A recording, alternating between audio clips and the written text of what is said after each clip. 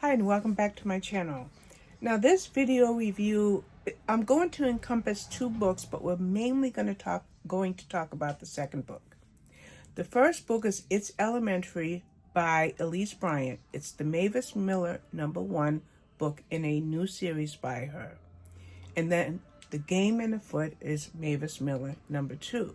I only reviewed The Game as Afoot, but I got It's Elementary from my library as an audiobook because I am a series fanatic and I binge whenever I can. So let me tell you, I'm going to put my graphic to It's Elementary. There are no notes, but this is coming from my memory. In It's Elementary, Mavis is a young mother. She has a little girl. Did I ever write the little girl's name? Pearl. She has a little girl named Pearl. I looked at Pearl's name in my notes for The Game is Afoot.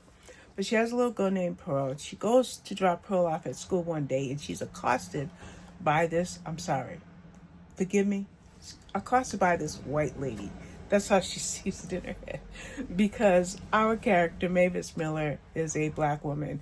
And that's how she sees it. She's like, this woman, it's kind of funny. I'm sorry if I offended anybody, but it's kind of funny. Well, why is she being accosted by this lady?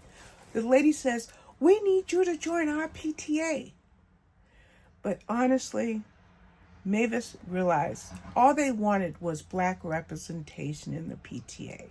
I'm sorry. I'm sorry for stumbling anybody. I'm sorry for offending anybody, but they wanted a token black in their PTA. This woman was so persuasive, so persistent. Next thing you know, Mavis is part of the PTA. Okay. But wait a minute. I think it was a school principal. Somebody was found dead. What does it have to do with Mavis Miller being suddenly on the PTA? Well, bottom line is she decides, hey, I'm going to figure out what happened. And why does she feel she needs to be the one to figure out what happened to the principal? Because the very lady that pushed her into joining the PTA, she was at the school late one day to pick up Pearl, and she saw the lady lugging heavy things to a car, things that were wrapped up in a strange type of wrapping. Oh, she must have killed the principal. So this is the beginning of Mavis starting a different path in life.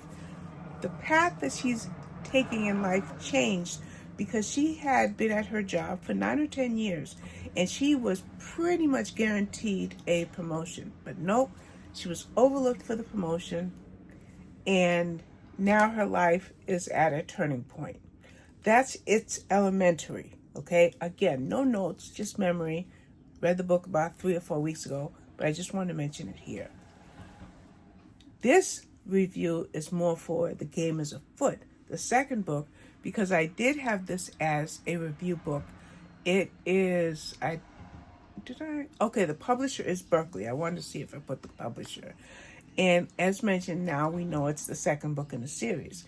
So the way that this book was marketed is from PTA to PI.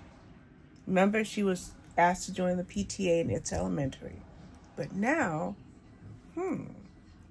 I might go ahead and be a PI.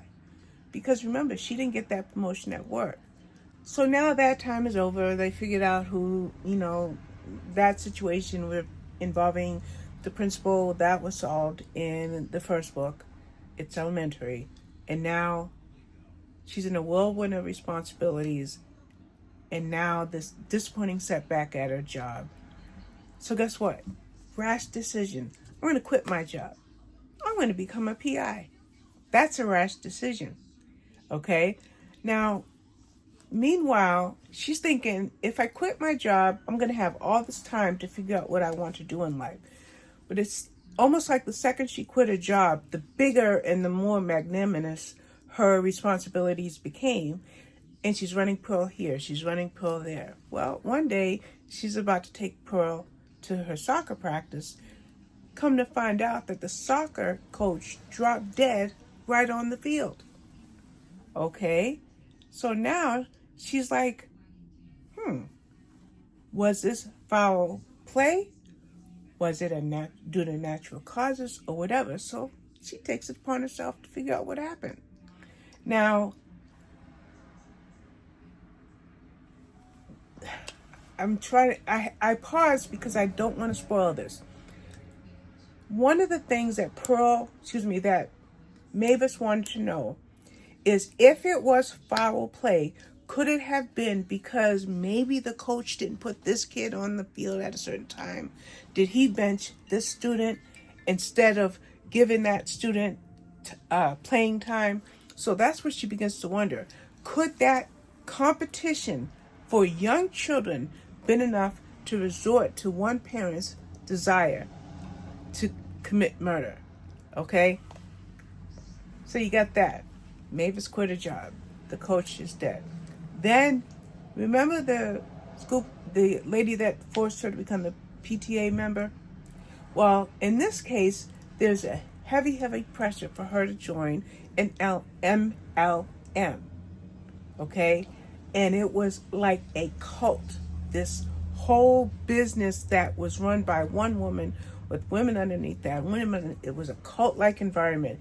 And Mavis is busy with Pearl, busy trying to find her footing in life, and now she's being pressured to join this MLM.